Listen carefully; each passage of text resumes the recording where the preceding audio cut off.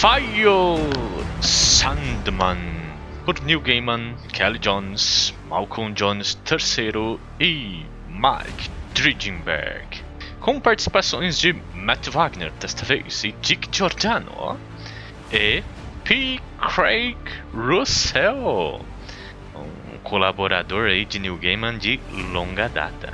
Muito bem, tivemos aquelas reflexões, né, de episódios picados de Sandman na última edição, mas aqui adentramos no arco Estação das Brumas, que eu acho que é um consenso assim, que todo mundo acha esse o melhor arco. Não sei se eu consigo afirmar isso, porque ele é muito dependente, né? Geralmente melhores arcos eu acho que eles têm que ser dependentes por si só, e Estação das Brumas é uma construção. É uma coisa que advém das coisas que foram passando anteriormente. Tanto da parte da família do Sandman, tanto da parte do rancor que ele tem com o Lucifer, né? E das outras mitologias que vão se encontrando na obra de Sandman. Mas vamos lá. A gente começa com o irmão mais velho dos Perpétuos, o Destino, que é esse cara encapuzado que fica andando com esse livro. Aquele livro tem tudo que tem do destino do universo que está escrito naquele livro. Beleza. E ele fala, vai acontecer uma coisa, eu acho que é melhor chamar minha família. Ele chama, então aparece figuras que a gente já conhecia, tipo Morpheus, tipo a Morte, tipo a Desejo, tipo a Desespero.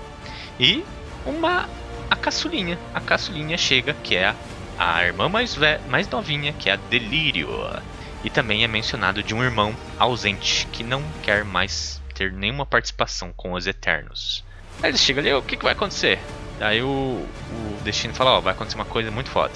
E ele vai começar agora, porque eu chamei todos vocês. Então ele é um cara que sabe de tudo, né? Então ele sabe que vai ocorrer, e o que vai ocorrer vai acontecer porque ele chamou todo mundo.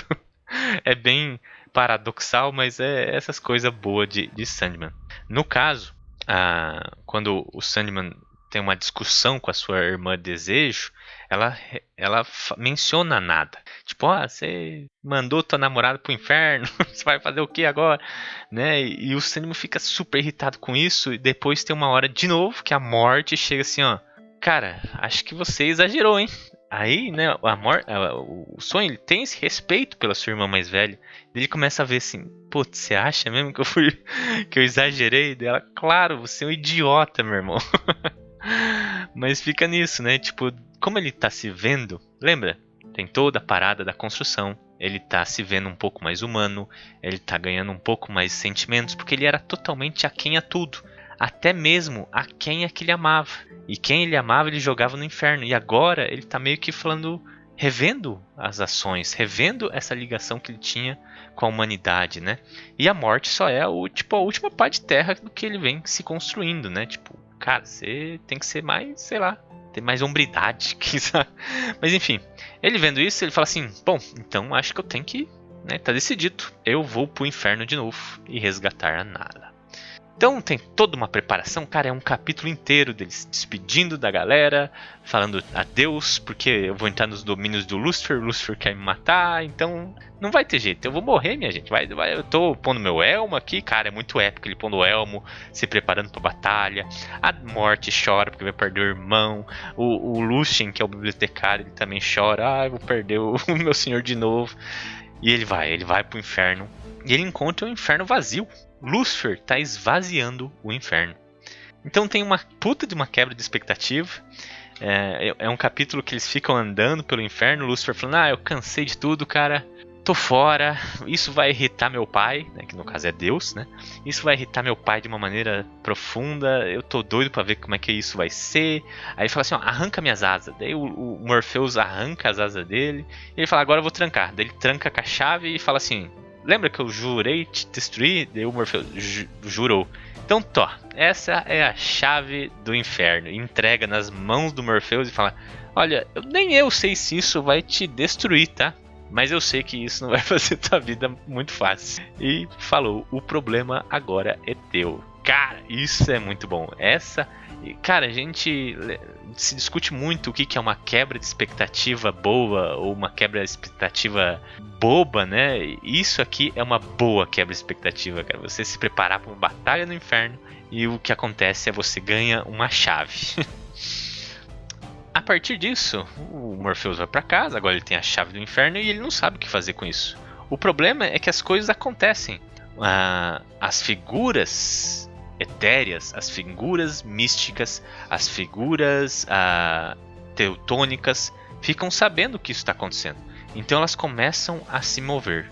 E elas todas meio que vão visitar o Morpheus. Todos meio que ao mesmo tempo. Porque todo mundo está interessado em adquirir as chaves do inferno. Morpheus, como um bom anfitrião, fala assim: ó, galera, tudo bem, vamos fazer isso organizadamente. Vou receber todos vocês em meus domínios, a gente vai ter um banquete massa aqui. E todos vocês podem fazer suas petições para a chave do inferno, né? Eu não tenho interesse de ficar com essa porra, mas, né, se alguém me convencer, pode levar essa chave aqui, né? Então muita gente, mas muita gente de vários panteões. Tipo, Odin chega com o Thor e com o Loki. A própria delegação das fadas lá do Shakespeare mandou o Cluracan e a sua irmã Nuala, né, para parlear com o Morpheus. Mas eles estavam meio que assim, ó, a gente tá aqui por observar, mas a gente tá aqui também para pedir, vai que você faz um favor para nossa rainha. Você pode até ficar com a minha irmã. Eles dão a Nuala, tipo, ó, tem essa fada aqui, ó, a Nuala, pode ficar para você, mas dá a chave pra gente. Muito, muito de boa essa legião das fadas aí. Os próprios demônios também vêm, lembra do Azazel? Azazel era um dos caras que fazia o triunvirato no inferno. Esse triunvirato se dissolveu, né? É mostrado de duas maneiras diferentes ainda. Aqui no inferno, o Lúcifer fala assim: tô cansado disso, foda-se o triunvirato. No Hellblazer acontece mais ou menos dessa maneira, né? O demônio primário fala assim: tô cansado de triunvirato, chega de triunvirato. Então é bem engraçado como o mundo da Vértigo se corresponde. Uma delegação egípcia com a Bast também tá aí. A galera do Japão, o Suzano Moshikoto também tá aí pra ver. A delegação do céu mandou 2 anjos, mas eles falaram: a gente só tá aqui pra observar. São 2 anjos e a gente só vai ficar aqui de boa, beleza? E beleza. Tem a Ordem do Caos, também se apresentou, tipo, e a delegação do Caos não é nem parlamento, eles vêm meio que vociferar assim: se você não entregar o inferno, tudo vai se fuder no caos, hein? A gente vai te pegar, hein? Aí o Sandman fala: é mesmo? Tá bom, eu ouvi sua ameaça, mas eu vou deliberar do mesmo jeito. Tem outras coisas que nem eu sei dizer muito bem, tipo o Kilderin, que é um cara que vem em formato de caixa, entrega um aviso escrito. Cara, tem coisa aí que eu devia pesquisar antes de falar, mas dá preguiça, porque ou é um mito que o Gaiman realmente inventou, ou realmente é um mito que é muito desconhecido lá dos confins do universo. Talvez o mais interessante também é o próprio Azazel, né, que ele fala assim: eu tenho a nada, lembra? Tudo isso começou por causa da nada, e agora tem um demônio que possui a nada, né? Então a gente vê todos esses mitos, essas entidades se conversando, tendo interações entre si, e o Sandman, ele vai deliberar no final, quando os anjos falam assim: Sandman, você tem que entregar esse troço pra gente. Nem eles sabiam que eles iam, porque Deus colocou uma mensagem no anjo, e a mensagem se trespassa pelos anjos, chega no Sandman, tá, entendi, eu tenho que dar a chave pra vocês para o equilíbrio das coisas continuar. Ele fala: beleza. Então ele fala assim: eu vou entregar pros anjos. Então os anjos recebem a chave do inferno e vão deliberar sobre o inferno agora, né? Então todas as entidades ficaram de mãos abanando. Inclusive o Azazel, ele fica putaço assim, tipo, como assim você vai dar a chave pros anjos? Eu vou destruir a nada agora. E daí tem todo um confronto em que o Morpheus entra dentro do próprio Azazel, né? E o Azazel achando que isso ia dar conta, mas o problema é que eles já estavam dentro dos territórios de Sandman, dentro dos territórios do Morpheus, né? O que garantiu a vitória ao Morpheus, que ele aprisionou daí o Azazel, garantindo assim a alma da nada também, que ele tinha que salvar de qualquer jeito, né? Então meio que tudo acabou bem. No final ele tem até uma conversa bem pesadinha com a Nada. Nada fala assim: você é um filho da puta, me aprisionou por 1000 anos no inferno, eu nunca vou te perdoar, né? Mas ainda dá pra ver que eles têm um certo apego entre eles. e ele faz a Nada reencarnar em um bebezinho japonês. A grosso modo é isso que acontece. Eu omiti vários detalhes, né, para tentar resumir o melhor que eu podia. Por exemplo, mostra um pouquinho dos mortos revivendo na Terra enquanto o inferno está fechado. Muito das interações dos deuses eu também omiti, assim, porque, por exemplo, tem umas paradas massas, porque o Loki, para não voltar para a prisão dele, ele se transforma em Suzano o Mikoto, sabe? Daí, tipo, todo mundo acha que tá tudo bem, mas é o Loki tentando escapar, né? E só o Morpheus nota essa parada, tipo, ó, o Suzano é meu amigo, é bom se liberar, mas, assim, vou te ajudar se você me ajudar, né? Então fica alguns ganchos para as próximas aventuras, né? Tipo esse Loki, que tá agora meio que a serviço do Morpheus. A fada lá da delegação da fada fica com ele, a Nuala, né? Fica lá como uma nova servente do Morpheus. E meio que essa história, né, do inferno meio que se encerra aqui, né? Porque a chave do inferno foi passada para os 2 anjos, né? Aparentemente o inferno tá sendo regido de boa até. O Lúcifer, a gente vê que ele tá numa praia descansando, né? E pensando na vida, tanto que ele reflete, né, sobre a criação do seu pai. Então, assim, fechamento, assim, se você começou a ler lá Sandman desde o volume 1 e leu até a Estação das Brumas, você já pegou, assim, o puro suco da série do Sandman. Ele fecha várias das pontes, inclusive dessa danada, do Lúcifer, que vai tentar queimar o Morpheus, né? E essa é a última vez que ele vai tentar alguma coisa. Fica alguns ganchinhos, mas são ganchinhos muito menores, assim, que vão se desenvolver ao longo de outros 5 ou 6 arcos, né? Então, coisas muito longas. Então, se fosse pra falar assim, ó, Sandman tem um final, tipo, o primeiro final, seria no volume 1, né? Que tem uma historinha fechada ali do Morpheus se libertando e acabou ali. Num arco maior, esse volume 4, né, a Estação das Brumas, seria o segundo final. Tipo, passou um longo arco, coisas se reverberaram no mundo de Sandman, você teve uma noção da mitologia, que tem essa família dos perpétuos, eles estão acima dos deuses, mas nem por isso quer dizer que eles são muito tão poderosos assim. Porque eles podem derrotar até os Eternos, mas se eles tiverem certas condições, como seus domínios, né? O domínio de Lúcifer, por exemplo. Tem várias coisinhas.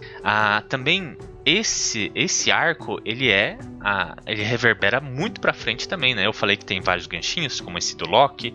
Tem o próprio Lúcifer, né? O Lúcifer tá agora solta no mundo, e isso vai gerar a série do Lúcifer. O Lúcifer vai ganhar uma série própria, escrito pelo Mike Carey, que é muito legal. E um dia a gente vai conversar sobre ela aqui no Gibify também. Não se esqueça, não se esqueça. Com certeza vai ter Lúcifer aqui. Outras coisas como o filho do Sandman, né? O Daniel. Lembra que o Daniel, ele nasceu dentro do sonhar, lá no Casa de Bonecas, né?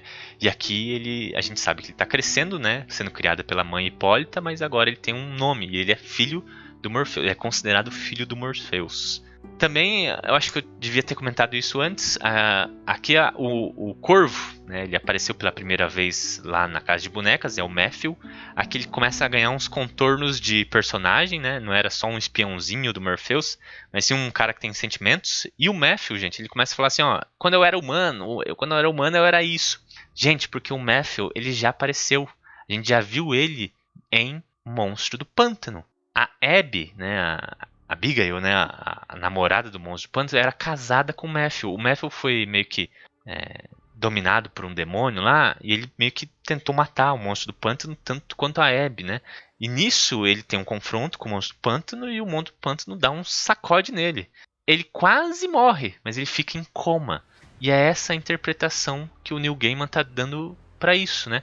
O Matthew, que está em coma, ele tem uma morte, mas uma morte em sonhos. Por isso que o corpo dele fica em coma, mas ele consegue ter essa interação como um corvo dentro do sonhar do Morpheus. Cara, isso é muito foda, mano. Neil Gaiman, ele tem esse tino, né, de aproveitar não só coisas que ele cria, mas coisas que o Alan Moore cria, ou outra galera cria dentro do universo DC, ele vai trazendo tudo pra ele, fazendo o dele, né? Muito, muito, muito bacana mesmo. Mas por enquanto era isso que eu tinha pra falar. Eu acho que a gente vai voltar a falar de Estação das Brumas, só que reverberando mais lá pra frente, lá em outros arcos, porque lembra, O Destino começou tudo isso falando assim, ó, eu vou unir todo mundo aqui e vai começar uma coisa muito grandiosa, né? Então, não foi talvez a coisa grandiosa não foi ainda. Talvez tudo isso ainda de arbitrar a chave do inferno só foi o começo. Mas isso a gente fala mais pra frente. Muito obrigado por ouvir até aqui. A gente se vê numa próxima. Por favor, compartilhem, comentem, curta aí. Eu acho que tá no YouTube pra curtir também, hypar. E a gente se vê numa próxima. Falou!